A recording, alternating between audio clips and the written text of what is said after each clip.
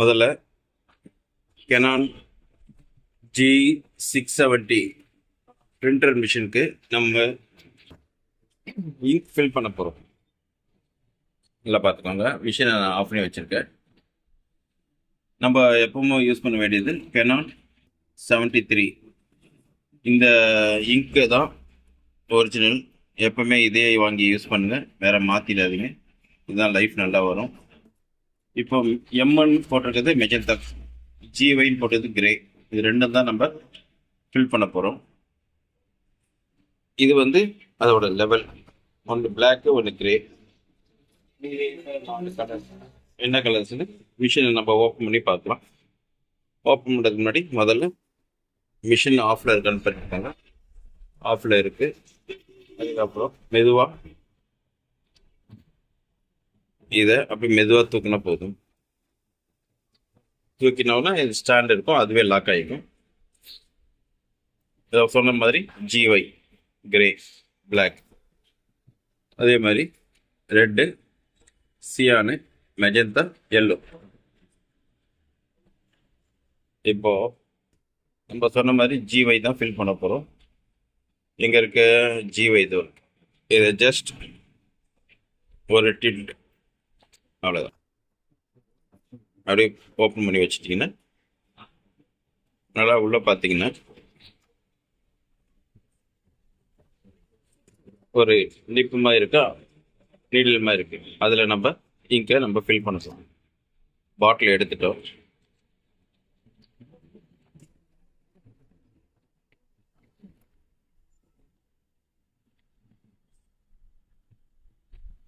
இப்போது பாட்டில் ஓப்பன் பண்ணி ஜஸ்ட் இந்த ஹோலில் அது போய் லாக் ஆகிடும். இந்த நிப்பு தெரியுதா உங்களுக்கு?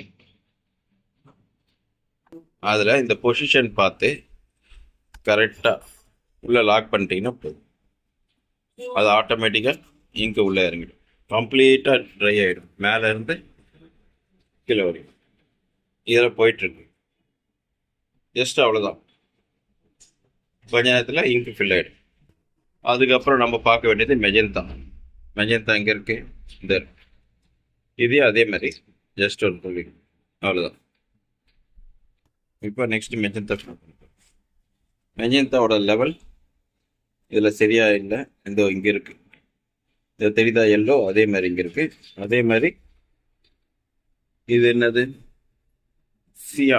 சியானும் கம்மியாக இருக்குது, அதுவும் ஃபில் பண்ணணும். இது பார்த்தீங்களா? அதிகபட்சம் எவ்வளோ செகண்ட்ஸில் கம்ப்ளீட்டாக எல்லா பாட்டிலும் ஃபுல்லாக வச்சு பார்த்துக்கோங்க. என்ன ஒரு 5 to 6 செகண்ட்ஸ் ஓவர் எம்டி ஆயிடுச்சு. அதுக்கப்புறம் நம்ம எடுத்துடலாம். இப்போ இந்த லாக், இந்த பட்டன் இருக்குது பார்த்தீங்களா? அது 3 கோடு அதே மாதிரி அங்கே இருக்கும். கரெக்டாக அந்த 3 கோடுக்கு நேராக வைக்கும். அதுவரை நீங்கள் கவுத்தினா கூட இங்கு வெளியே வராது. அதான் வெளியே வராது. நீங்கள் தைரியமாக பண்ணலாம். இந்த நாபில் போய் டச் ஆனோடனே தான் இங்கு வெளியே வரும். இப்போ உள்ளே வைக்கிறேன். வச்சுட்டு ப்ரெஸ் பண்ணோடனே கம்ப்ளீட்டாக காலி போயிட்டுருக்கு. இப்போது ஃபுல்லாக இருக்குது. கொஞ்ச நேரத்தில் பாருங்க காலி ஆகிடும். அதே மாதிரி இந்த லெவல் டச் ஆச்சுன்னா அது ஆஃப் ஆகிடும். கொஞ்சம் இங்கு வேணால் மிச்சம் இருக்குது அப்படின்னா அது வச்சுக்கணும். இங்கே கம்ப்ளீட்டாக ட்ரை ஆகிடுச்சு, எல்லாமே எடுத்துக்கிச்சு. அப்போ கீழே வந்து ட்ரையாக இருக்குன்னு இது என்ன ஆகுதுன்னு பார்க்கலாம். அவ்வளோதான். இந்த லாக் வந்து நம்ம இங்கே புஷ் பண்ணி இப்படி தூக்கின உடனே அடுத்த நிமிஷம் இந்த லாக் ரிலீஸ் ஆகிடும். அவ்வளோதான். ரிலீஸ் ஆயிடுச்சா? அது வேறு. இப்போ லாக்கில் இருக்குது. நான் இந்த டோரை வந்து நல்லா பார்த்துக்கோங்க.